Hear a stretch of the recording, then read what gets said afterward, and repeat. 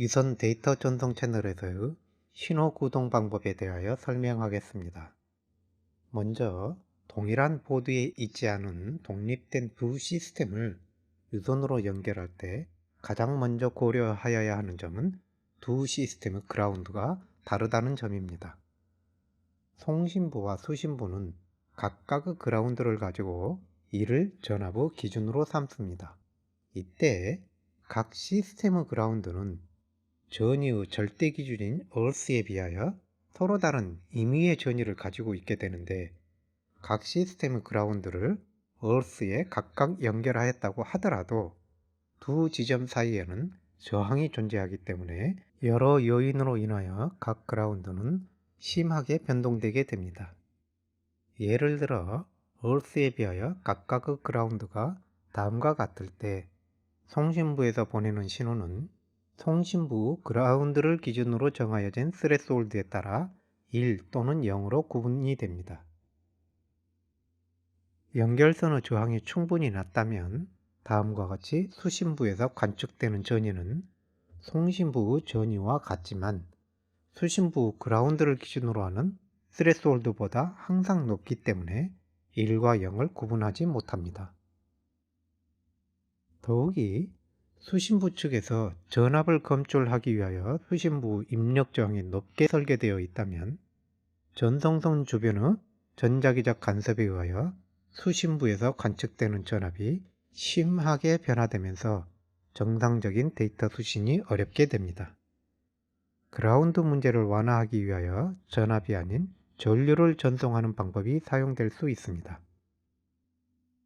송신부가 출력한 전류는 전송선을 통하여 수신부로 전달되고 수신부 풀다운 또는 풀업 저항에서 전압으로 변환되게 되는데, 이때 전압의 기준이 수신부 그라운드이므로 그라운드 전압의 차이에 따른 오류 문제를 완화할 수 있습니다.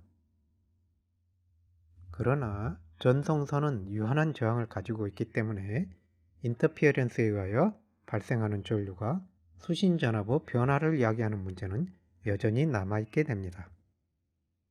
쉴드 케이블은 전송선 외부를 그라운드 전위를 갖는 금속으로 둘러싸서 외부 간섭의 영향을 줄일 수 있지만, 한쪽 그라운드만을 연결하는 경우 그라운드 문제가 여전히 남아 있으며, 양쪽 시스템의 그라운드를 모두 연결하는 경우 두 시스템의 그라운드 전위 차이로 매우 큰 전류가 그라운드 라인을 통하여 흐르면서 시스템을 파괴할 수도 있습니다. 이와 같은 그라운드 전위 차이에 따른 전류를 방지하기 위하여 트랜스포머나 캐패시터를 이용하여 두 시스템을 직류적으로 분리하는 방법이 사용되기도 합니다. 쉴드 케이블은 외부 간섭을 막아 신호의 질을 유지하는 매우 효과적인 방법이지만 굵고 단단하며 가격 또한 높다는 단점이 있습니다. 보다 효과적인 외부 간섭 차단 방법으로 트위스트 페어 케이블이 있습니다. 송신부에서는 다음과 같이 디퍼런셜 전류를 발생시켜 이 전류를 서로 꼬여있는 전선을 통하여 각각 전송하고, 수신부 쪽에서 풀업 또는 풀다운 저항을 이용하여 각각 전압으로 변화시켜 디퍼런셜 전압을 발생시킵니다. 이러한 전송선에 외부 간섭이 인가된 경우 꼬여있는 각 루프에 전류가 발생하는데, 각 루프에서 발생된 전류가 서로 반대 방향으로 생성되어 상쇄됨으로써 외부 간섭을 최소화할 수 있습니다. 더욱이 디퍼런셜 신호를 사용하기 때문에 전원전압 변동 등에 의하여 발생하는 커먼 모드 잡음을 경감할 수 있습니다. 트위스티드 페어 케이블은 쉴드 케이블에 비하여 부드럽게 휘어지고 가격도 싸기 때문에 거의 모든 유선 아날로그 및 디지털 전송에 적용되고 있습니다. 더 나아가 인접한 두 트위스티드 페어 간 간섭도 대부분 상쇄되기 때문에 언쉴디드 트위스트 페어, UTP, 카테고리 5, 7 등과 같이 다수 개의 트위스트 페어를 하나의 케이블로 묶어 여러 채널을 제공하거나 필요에 따라서는 전체를 쉴드선으로 감싼 쉴디드 트위스티드 페어 STP가 사용되기도 합니다. 앞서 설명한 전류 구동 방식은 송신부에서 출발한 전류가 수신부에서 충분하게 빠른 속도로 소멸되지 못하면 오히려 그라운드 바운싱 문제를 악화시킬 수도 있습니다. 앞서 설명한 여러 기법들의 장점을 조합한 LVDS라는 종선 방법이 있습니다. LVDS 송신부는 이와 같이 전류를 내보내는 경로를 제공하는 소싱 스위치와 전류를 그라운드로 빠져나가게 하는 싱킹 스위치가 컴플리멘터리 디퍼런셜 구조로 동작합니다. 송신부 출력 전류는 트위스티드 페어를 통하여 수신부로 전달되고 수신부에서 두 선 사이에 삽입된 터미네이션 저항을 이용하여 전압으로 변환됩니다. 수신부를 직류적으로 송신부와 분리하기 위하여 커패시터를 통하여 디퍼런셜 전압을 읽어냅니다. LVDS 가장 큰 특징은 송신부에서 출발한 전류가 당시 송신부로 돌아와 소멸되기 때문에 앞서 설명한 그라운드 문제를 해결할 수 있다는 것입니다. 이러한 장점 때문에 LVDS를 사용한 멀티채널 UTP는 오늘날 거의 모든 유선 직렬 전송에서 사용하는 기법입니다. 통신에 있어서 가장 중요한 요소 중 하나인 송신기와 수신기의 클럭 문제에 대하여 설명하겠습니다.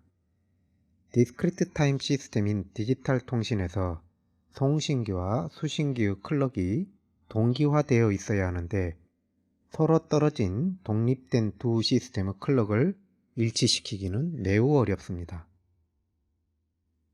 송신기와 수신기를 동기화하는 가장 손쉬운 방법은 데이터와는 별도로 클럭 신호를 보내는 것인데 별도의 채널을 통하여 클럭을 보낼 수 있다고 하더라도 클럭 채널과 데이터 채널의 지연시간 차이가 나기 때문에 수신기에서는 수신된 클럭 신호와 데이터 신호 간의 지연시간을 일치시켜 주기 위한 딜레이 럭드 루프라는 블럭이 요구됩니다.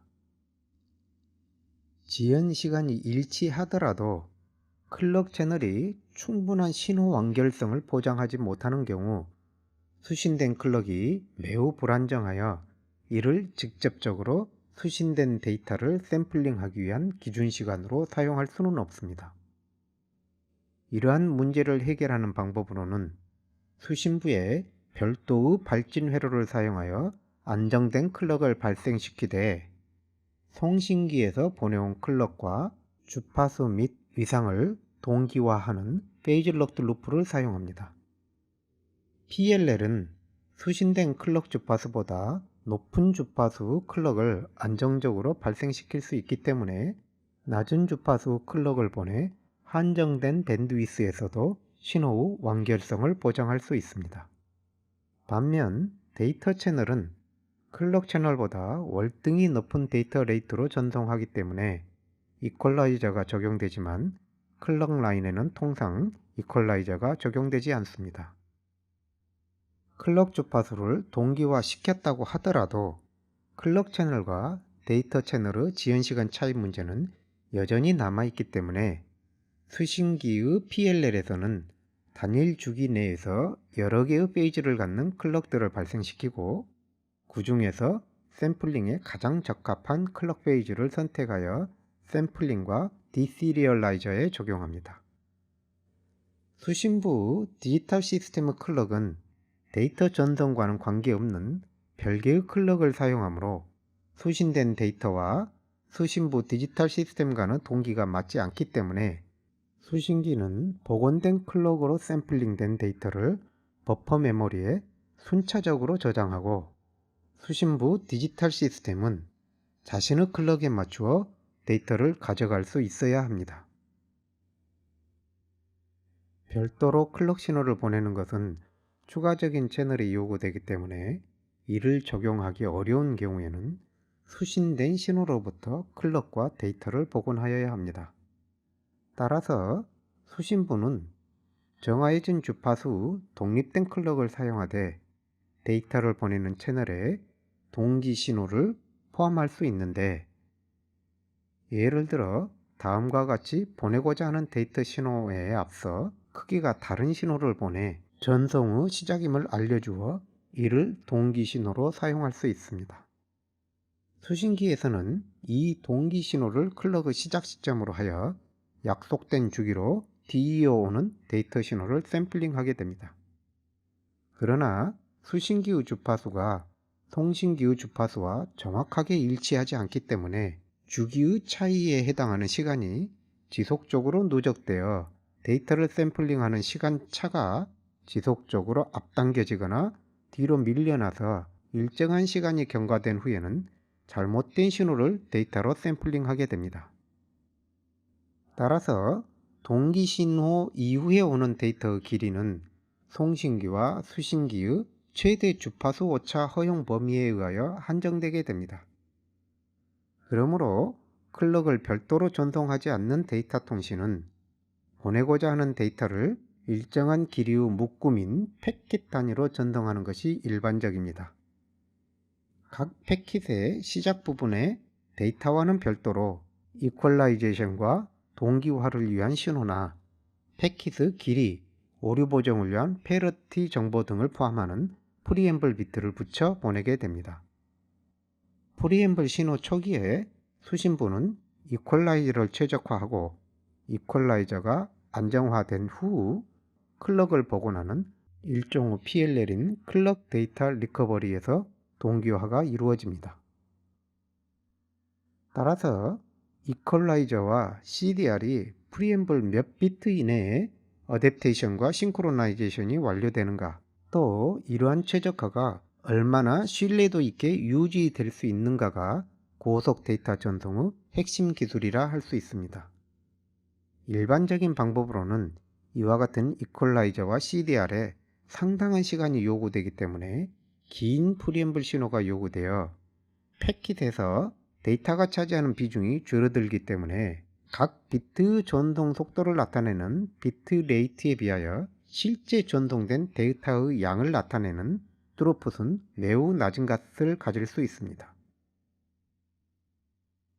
이 두 가지 방법을 비교하여 보면 별도 클럭 채널을 사용하는 방법은 비교적 짧은 거리에 있는 두 개의 시스템 간을 연결하면서 단적인 고속 데이터 레이트로 전송하면서도 무결점 전송이 요구되는 고해상도 디스플레이와 같은 응용 분야에 적합하며, CDR을 사용하는 방법은 먼 거리의 불특정한 시스템 간의 데이터 통신에 적합하며 다소간의 오류를 허용하는 이더넷과 같은 응용 분야에 적합하다는 것을 알 수 있습니다.